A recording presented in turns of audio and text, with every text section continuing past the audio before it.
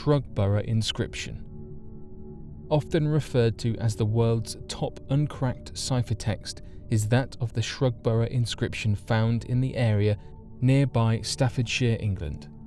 This inscription is known to be carved onto the side of the 18th century artefact known as the Shepherd's Monument, located in the grounds of the Shrugburgh Hall.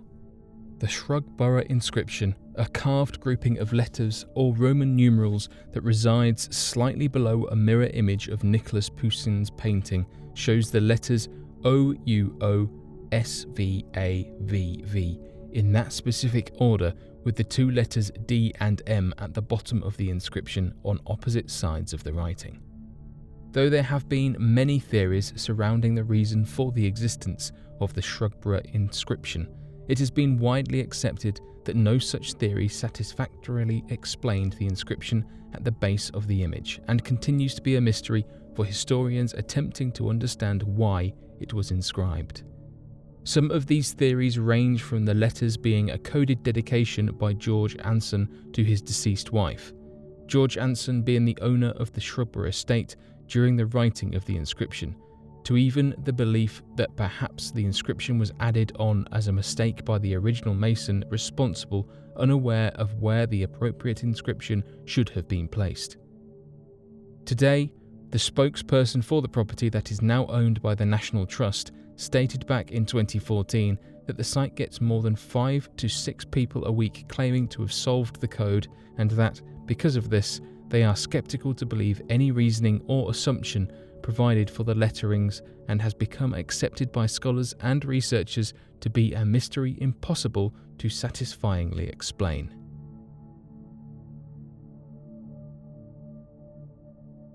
The DNA of the Sumerians. For the longest time, one of the biggest mysteries surrounding that of the ancient Sumerian people had nothing to do with its civilization, culture, or any one of its incredible levels of developments, but rather that of the genetic lineage of the people, their origin, and the discovery of any possible modern-day descendants that could be studied to help us better understand that of the ancient Sumerian civilization and their people. Due to a number of conspiracy theory writings, however, there also appeared to be numerous claims from ancient alien researchers that believed that the modern-day descendants of the ancient Sumerian civilization could help to shed proof into that of the ancient alien theory of genetic manipulation with the help of the Anunnaki, their supposed gods that had come from the stars. Researchers believed that if the modern-day descendants could be found and their DNA could be tested, there would be irrefutable proof that their DNA had been manipulated by their gods in the event to promote the human evolution and possibly provide answers for the ancestral missing link, leading many to spearhead this campaign in the hopes of gathering evidence of extraterrestrial intervention. The problem with this campaign, however, is that the ancient Sumerian civilization was reportedly wiped out thousands of years ago, before the dawn of the ancient Babylonian society, leading many to believe that perhaps the people of the ancient Sumerian civilization had all perished millennia ago. Luckily for humanity and researchers alike, a number of researchers finally tracked down a group of people in the modern day that are believed to hold the genetic code of the ancient Sumerian people. After archaeologists located the preserved body of an ancient Sumerian prophet that was believed to have survived a massive flood, referred to as Noah, researchers were able to gather DNA from the teeth of the individual and use it to trace any modern-day descendants. This led to researchers uncovering that the last known descendants of the ancient Sumerians in the modern day are that of the marsh Arabs that live secluded from the rest of the world in the marshlands of Arabia. When further testing was done, they proved to be a conclusive match to the ancient Sumerians, leading many to make strange connections with their modern-day society and that of the ancient Sumerian civilization. The most peculiar comparison was that the ancient Sumerians held the tradition that the world had been destroyed by a massive flood, and that their people came from a family that had survived the catastrophe and had mastered the ability to live on the seas. Interestingly enough, the marsh Arabs appeared to be master boatmen, as well as forming several houses and villages floating on the waters of the marshlands. No further anomalous information was found in their DNA. The disappearance of Bameha Island. One of the most popular urban legends arising from Mexico is that of the disappearance of a nearby island that many blame is the fault of the United States government. Made popular by the BBC's World Service documentary Mexico's Missing Island, Bermeja Island is a phantom islet that, according to maps as recent as the middle of the 19th century, should currently be lying off of the north coast of the Yucatan Peninsula. However, a survey done in 1997 was unable to locate the island and seemingly found that it had vanished from existence. Conspiracy theorists would later be the ones to find definitive proof of the existence of the island that spanned reference cartographer maps among 400 years of documents, despite many officials denying the existence of the island and blaming erroneous reports.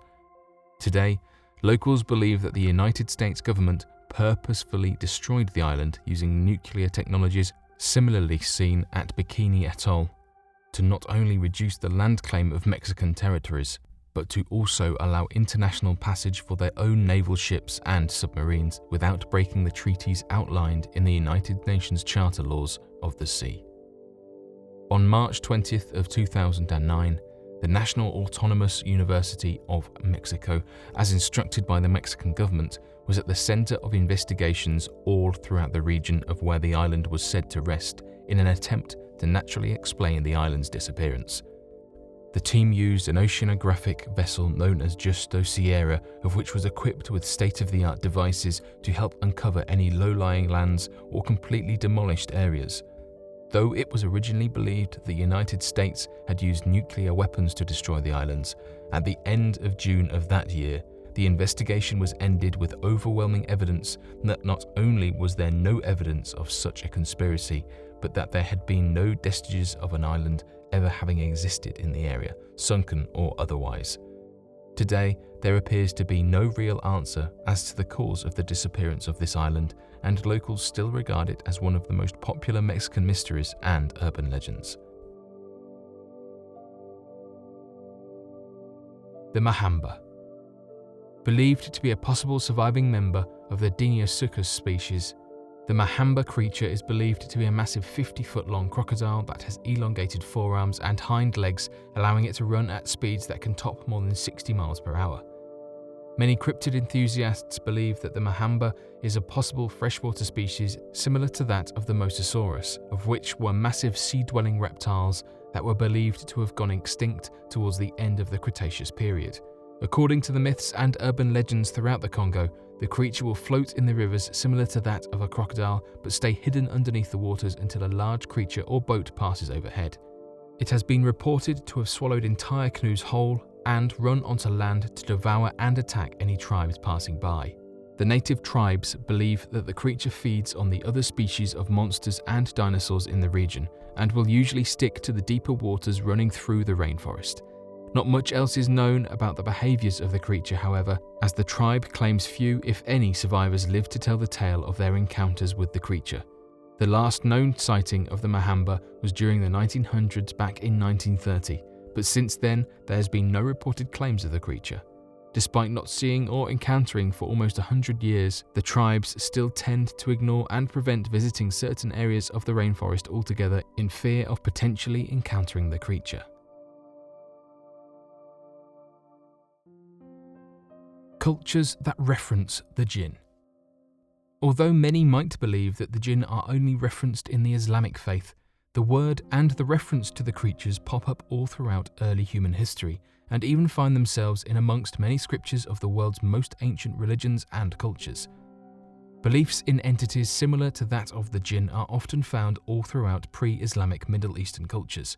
In fact, the ancient Sumerian civilization, one of the oldest in existence, believed in the Pazuzu, which had characteristics similar to the jinn in that though many might have referred to it as a demon, it had the ability to be both a malevolent or benevolent being and also possessed the ability to shapeshift. The ancient Babylonians held the belief of a strange entity known as Utuku, in which might also have its origins similar to that of the jinn. The Utuku were described as being a class of demonic entities that haunted the remote wilderness, graveyards, mountains, and the sea, which are all the locations in which the Quran tells us that the jinn reside. Not much is ever explained about the Yutuku other than their disdain for human beings and their need to be hidden away from sight. Even the Judaist religion believes in entities similar to that of the jinn that are referred to as the Shedim. The Shedim are described as being supernatural creatures in early Jewish mythology and resemble the Islamic concept of the jinn almost word for word. Both are described as being invisible to the human eyes but often chasing physical desires.